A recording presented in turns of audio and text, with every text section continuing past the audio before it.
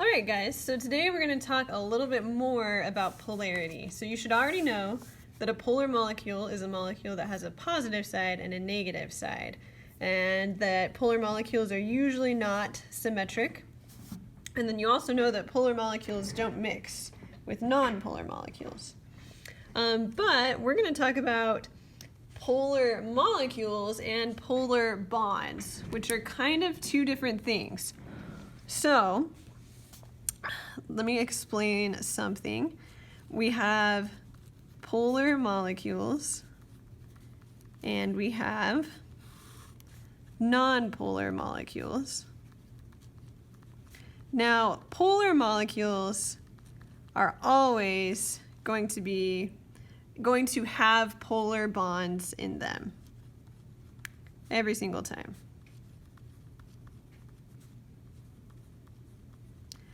Nonpolar molecules sometimes don't have polar bonds.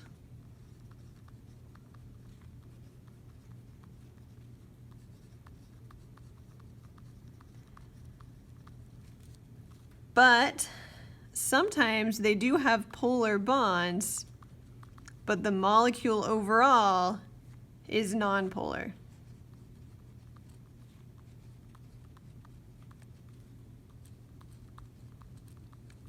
So let me give you a few examples of each of these. So obviously a polar molecule, well actually before we talk about examples of all of these, let's define what a polar bond is. So we'll go down here. In a polar bond,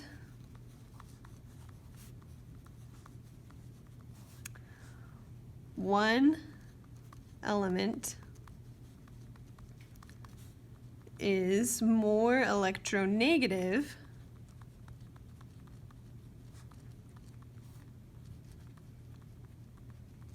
than the other.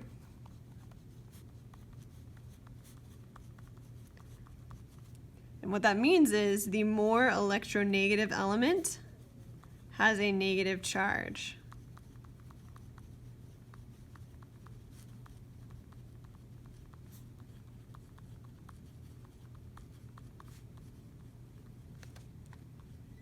Or a partial negative charge.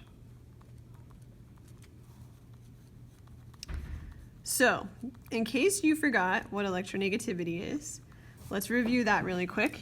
So electronegativity is basically how much an atom attracts electrons, how much it wants more electrons. So if you remember from a few chapters ago, the most electronegative element on the whole periodic table is fluorine, because fluorine really wants one more valence electron. The least electronegative element is francium down here. So electronegativity increases as we go up and as we go across. And then the noble gases don't want any more electrons, so they actually have like zero electronegativity. So what we're saying is an element that's really electronegative, like fluorine, if it's bonding with an element that's not very electronegative, like say boron, fluorine is going to pull those electrons in the bond towards itself. So the electrons are not going to be equally shared. And that's going to make the fluorine kind of negative because the electrons are being pulled more towards the fluorine than the other elements. Let's draw this. Let's do this with hydrogen. So we have HF, so hydrogen and fluorine. Fluorine is the most electronegative element, so it must be more electronegative than hydrogen. So these two electrons in this bond, they are not equally shared. They're shared, but fluorine's kind of hogging them. They're like staying around fluorine more often. And that's why fluorine has this partial negative charge. And that's why hydrogen has this partial positive charge. It's because the electrons are over here more often. Okay, and sometimes we'll draw our little arrow to show that the electrons are over on this side more often. And then you can write down fluorine is the more electronegative element. And so that's why it has the negative charge. All right, so anytime you have a polar molecule, it has to have polar bonds. So, like for example, HF has polar bonds and it's a polar molecule. Nonpolar molecules sometimes don't have polar bonds. So for example, a chlorine molecule, you can see that this is symmetric, but you can also see that since these are both chlorines, they both have the same electronegativity. One is not pulling harder on the electrons than the other. And so it's a nonpolar molecule because this bond is nonpolar. Neither chlorine is pulling the electrons more than the other chlorine because they're the same element. However, some nonpolar molecules actually do have polar bonds, but they cancel each other out. So for example, carbon dioxide, you guys know this is nonpolar because I told you if it's symmetric, it's nonpolar. But we're going to explain that a little bit better because actually oxygen is right here, carbon's right here, so oxygen is more electronegative than carbon. So this is actually a polar bond. The electrons are going this way, this oxygen is pulling the electrons this way, but this oxygen is pulling the electrons the other way. So since both of the oxygens are pulling the electrons in different directions, those oxygens kind of cancel each other out. And so overall, neither side is more negative than the other because the oxygens are pulling in opposite directions. So that's how you can have a nonpolar molecule even though there are polar bonds. Okay, it's kind of a tricky concept to explain, but hopefully that makes sense. With polar bonds, one thing that I want you to understand is the more difference there is in electronegativity between the elements in the bond, the more polar the bond is. So we're going to write down bigger difference in electronegativity is going to mean a more polar bond. So, for example, if I'm comparing this bond, a bond between carbon and nitrogen, a bond between carbon and oxygen, and a bond between carbon and fluorine, and I want to know which one is most polar, what I need to do is look at the periodic table, and carbon and nitrogen are right next to each other. So nitrogen is somewhat more electronegative than carbon. Oxygen is a little bit more electronegative than nitrogen, so there's a bigger difference in electronegativity here.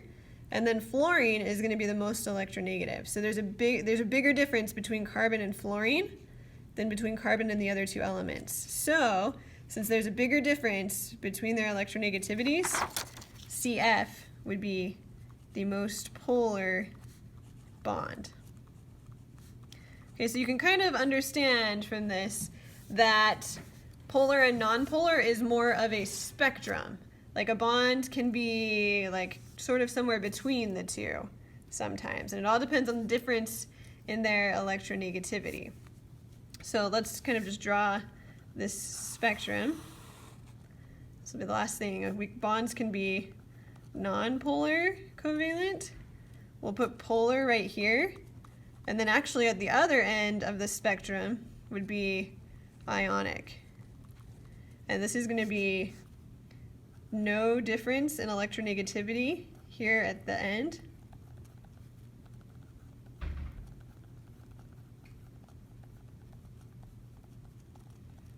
This is going to be medium difference in electronegativity, and this is going to be like huge difference in electronegativity over here.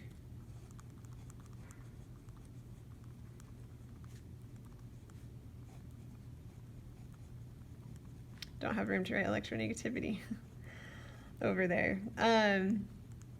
So an example of a nonpolar bond would be like between two chlorines.